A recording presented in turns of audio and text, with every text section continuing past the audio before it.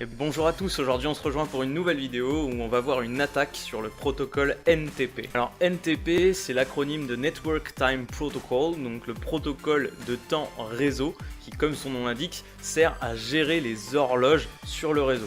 Donc le protocole NTP qui utilise le port UDP 123, il sert en fait à gérer les horloges des PC qui sont connectés, qui utilisent le protocole NTP. Il faut savoir que tout comme les serveurs DNS, il existe des serveurs NTP mondiaux qui sont gérés, approuvés par des autorités certifiées.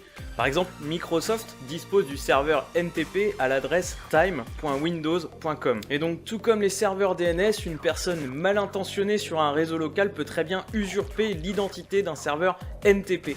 C'est-à-dire que quelqu'un, via une attaque de man in the middle sur un réseau local, peut se faire passer par exemple pour time.windows.com et ainsi gérer les horloges de tous les clients qui utilisent le protocole NTP pour gérer leur horloge. Alors ça peut paraître anodin comme ça, puisque changer l'horloge d'un PC en soi, c'est pas une très grosse attaque, mais ce qu'il faut savoir c'est que maintenant quand vous allez sur internet, la plupart des sites sont en HTTPS, ils sont sécurisés avec des certificats. Et ces certificats sont valides pour une certaine durée. Or, si la durée est dépassée, c'est-à-dire qu'elle ne correspond plus à la date indiquée par votre horloge système, eh bien le certificat est révoqué et votre navigateur internet soit vous affiche une alerte, soit refuse la connexion au site web. Les certificats ne sont pas seulement utilisés pour les pages en HTTPS, ils sont aussi utilisés par certains types de VPN ou alors lors de l'installation de certains logiciels. Votre système va vérifier l'authenticité de l'éditeur du logiciel. Aujourd'hui donc on va voir une attaque de ce type, on va utiliser EtherCap pour faire de l'ARP poisoning sur mon réseau local.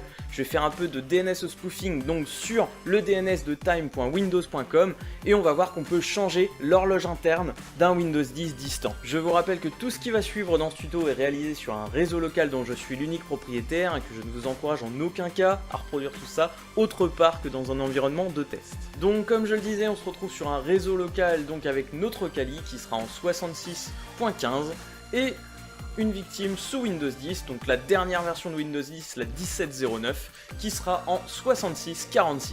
Notre victime sous Windows 10 utilise donc le protocole NTP avec le serveur time.windows.com qui se trouve en 13.79.239.69 et il est actuellement 19h03, nous sommes le vendredi 3 novembre 2017. Nous allons donc usurper l'identité de time.windows.com sur notre Kali.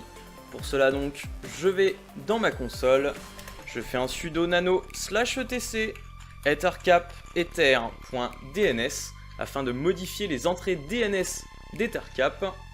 J'ajoute un autre, donc time.windows.com. C'est un enregistrement de type A, donc IPv4, 192.168.66.15, qui est donc l'adresse de mon Kali. Je lance ensuite EtherCap avec son interface graphique, donc l'option -G. Je fais un sniff Unify Sniffing. Mon interface est bien ETH0, je suis en Ethernet, c'est une machine virtuelle. Host, scan for host. J'attends que le scan soit complété. Host, je clique sur Host List pour avoir la liste des membres de mon réseau. On retrouve ici 66.46, donc ma victime, je l'identifie en tant que Target 1. Ici mon routeur en 66.1, je l'identifie en Target 2. Je clique ensuite sur MITM pour Man in the Middle, l'attaque de l'homme du milieu. Je clique ensuite sur ARP Poisoning, je fais ici Sniff Remote Connections, je clique sur Valider. A partir de là, l'ARP Poisoning est actif, donc je vais dans Plugin Manage the Plugins et j'active le DNS Spoofing afin de me faire passer pour time.windows.com. A partir de maintenant, ce n'est plus qu'une question de temps pour que ma victime renouvelle son cache ARP et son cache DNS. Je vais donc la forcer un peu en faisant un ARP -D étoile pour supprimer le cache ARP et un ipconfig /flush DNS pour vider le cache DNS. Si maintenant je fais un ping sur time.windows.com, on voit que c'est 66.15 qui me répond, et donc c'est bien mon Kali. Donc j'ai usurpé l'identité de time.windows.com. Il ne nous reste plus maintenant qu'à mettre en place un serveur NTP. Pour cela donc, je retourne sur notre Kali, j'ouvre un nouveau terminal, je fais un sudo nano /etc/ntp.conf. Ici je rajoute restrict étoile pour n'ajouter aucune restriction, tout le monde pourra accéder à mon serveur NTP. Je fais ensuite un serveur 127.127.1.0, donc moi-même, et je m'identifie en tant que serveur NTP préféré. Je fais également un fudge de 127.127.1.0 stratum 5 afin d'être dans la strate la moins élevée pour être le préféré des serveurs NTP de ma victime.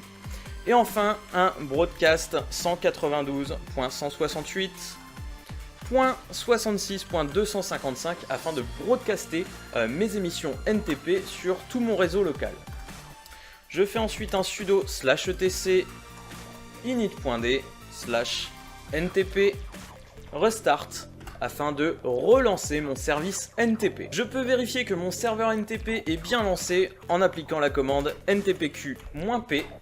Ici, je vois que mon serveur est local, qu'il fait partie de la strate numéro 5 et qu'il est préféré, on le voit à la petite étoile juste ici. Je n'ai plus ensuite qu'à modifier l'horloge système de mon Kali afin qu'elle soit répliquée sur notre victime. Les changements peuvent prendre jusqu'à plusieurs dizaines de minutes puisque Windows fonctionne sur un système de classement de serveurs NTP et donc nous devons patienter le temps de devenir le serveur NTP préféré de notre Windows. Je modifie donc drastiquement mon horloge système. À présent, nous sommes le 3 septembre 2009 et il est 16 h. Je vais donc patienter quelques minutes le temps que ma victime ait son horloge interne qui soit changée. Après quelques minutes donc sur le PC de ma victime, si je tape la commande date, je vois qu'ici nous sommes le 3 novembre 2017 et qu'il est 20 h, donc nous sommes toujours à l'heure réelle, l'heure actuelle. Et si je clique sur mettre à jour, ici, je vois que ma date a été modifiée. Nous sommes à présent le jeudi 3 septembre 2009 et il est 15 h. Et donc à ce stade, si je lance un navigateur internet, plus aucun site en HTTPS ne va fonctionner. Ici, si j'essaye d'aller sur www.google.fr, je suis forcément redirigé vers la version HTTPS de Google et donc j'ai une erreur, ce site n'est pas sécurisé tout simplement parce que le certificat de l'éditeur du site est révoqué. Voilà, c'est tout pour aujourd'hui, donc c'était une attaque qui peut paraître anodine et qui pourtant peut engendrer de grosses conséquences.